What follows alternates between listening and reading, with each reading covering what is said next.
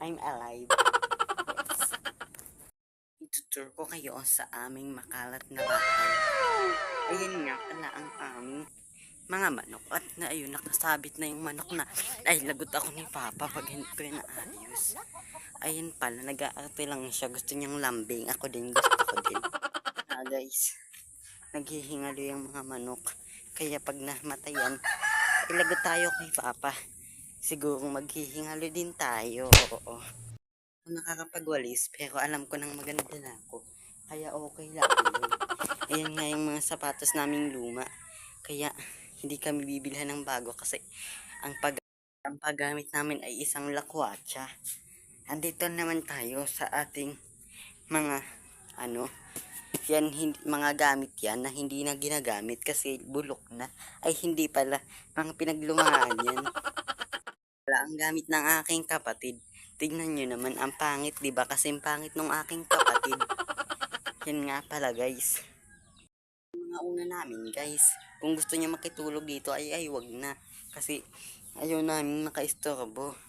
Ito nga pala, ang may mga gamit din ako dyan. Yan nga, guys. Alam niyo naman yan. Ang aming sala, guys. Kaya kung pwede lang, mag-follow na kayo o mag-subscribe para mabilhan ko na ng bago ang aking pamilya.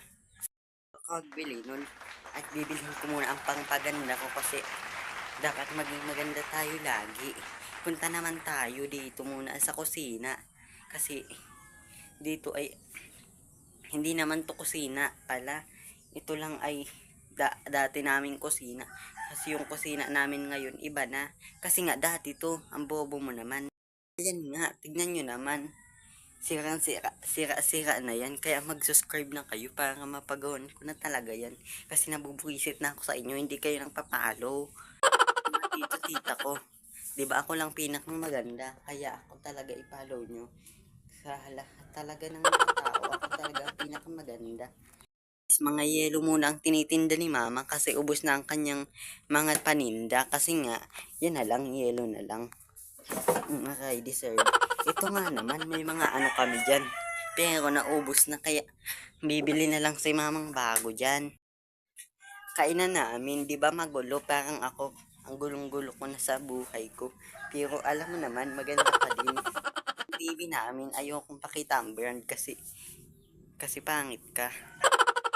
Napakaganda mo, tignan mo naman. Tayo. Yan yung mga imbaka namin. Pero hindi na namin yan, katulad dun sa isa, hindi na yan na, tama naman guys, magulo talaga dito sa bahay.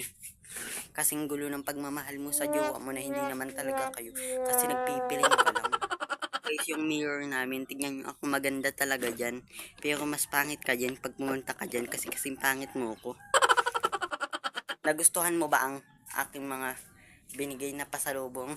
Gusto mo ba sapukin kita para magising ka na sa katotohanan na hindi kayo magiging kayo ng crush mo? Kasi hindi talaga kayo.